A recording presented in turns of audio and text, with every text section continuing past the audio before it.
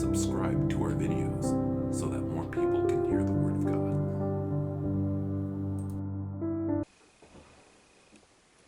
Good morning and welcome to 5 Minutes a Day with God, and welcome to Tuesday. And we are in John chapter 2, and I think what's interesting about this chapter is the writer put these two stories together, and we'll see a little bit how they correlate in a moment. But we have this great story, this happy story about Jesus performing his first miracle and saving this young couple's reputation from social disgrace. And then we see a shift here, and we see another side of Jesus. We see his righteous anger, and we see something happening that Jesus doesn't like, and so he addresses it. So it's just interesting, these two stories, right? And so let's jump into John chapter 2, 13 to 17.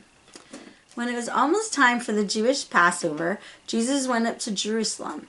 In the temple courts, he found people selling cattle, sheep, and doves, and others sitting at the tables exchanging money.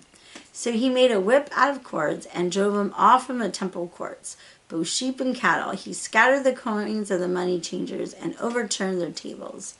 For those who sold doves, he said, "Get these out of here. Stop turning my Father's house into a market." His disciples remembered that it was written, "Zeal for your house will consume me."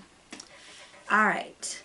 So it's Passover, and it's super crowded. So visitors are coming from all over. And scholars estimated that it could be as much as 2 plus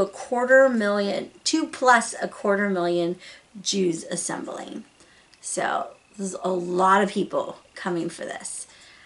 So as they came to the temple, they had to pay the temple tax, which had to be paid in a special temple coin. And I knew there was a temple tax, but I didn't realize it was a special coin. And that's why the money changers were there. And that's why they had so much business. And so this is another thing that, it's just what commentators say, but just interesting information. The commentator said that it most likely they had to change it into this temple coin. It was because a lot of the foreign coinage had pictures of like pagan gods on it. And so they didn't want to accept these pagan coins. So that's one thing. And also, too, another reason is they said that not all coinage, even if it was said equal in value, were equal with weight and content. So some coins were different. So this just kind of like making everybody the same. We're all paying with this temple tax. So, but here's the important part. This is what made Jesus angry. So what you needed to know is the outer court of the temple was the only place for the Gentiles to come and worship. And so this was the area for everyone. Everyone can come in. And then there was different levels of who can be where. But this first area is everyone could come and worship. And so this is Jews and non-Jews, right? And so because this area was packed and used as a marketplace, there was no place for the Gentiles to worship. And so that's what made Jesus angry. So this is a place for Gentiles to come. And so they didn't have any place for them. And so that's what made Jesus so passionate about, because his desire from the beginning is Jesus was coming for everybody, for Jews and Gentiles.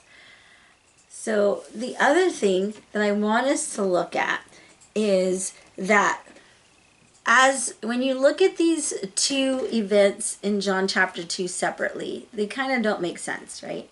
We have this great wedding, and then we have this angry, this setting that's not good, that's keeping people away from getting to know God or worshiping God. And so Jesus has to step in and kick them out, basically.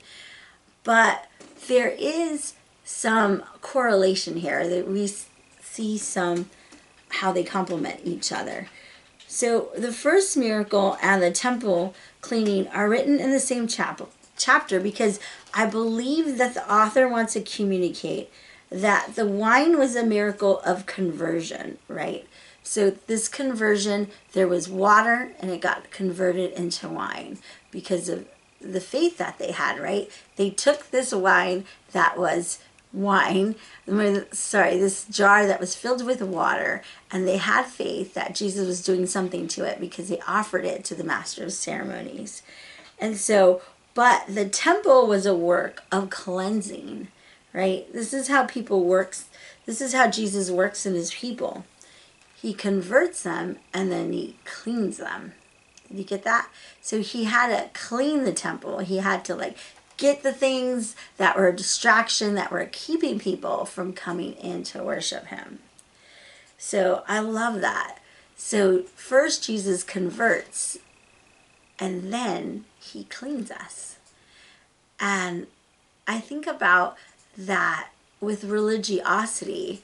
Sometimes we try to do the opposite, right?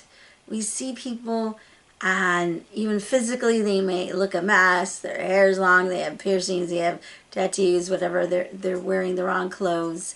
And we try to change them. We try to cleanse them, right? We try to, cut your hair, or take your nose piercings out, or hide your tattoos or something, right? We try, that's what religiosity does. It tries to fix from the outside in.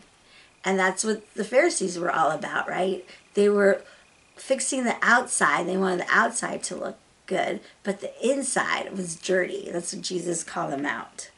And so I heard one time a friend say that a fish needs to be caught before it's clean, right? And so this is a good reminder for us, is that first Jesus converts us and then he cleans us. And so sometimes we expect people's lives to change immediately, but that cleansing process, that cleaning process is a process, right? And so all our job is to introduce people to Jesus, just like the disciples did, and then just stand back and watch, right? And see what Jesus does, how he converts us and he cleans us.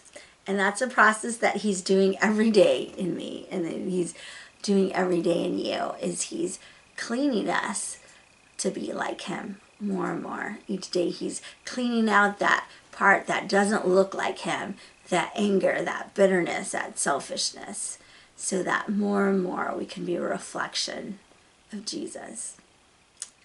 So I hope this was encouraging to you. Just love gleaning from this and reading about this passage as different commentators' ideas. Have a good day and see you tomorrow. And remember, 5 minutes in the Word can change your life.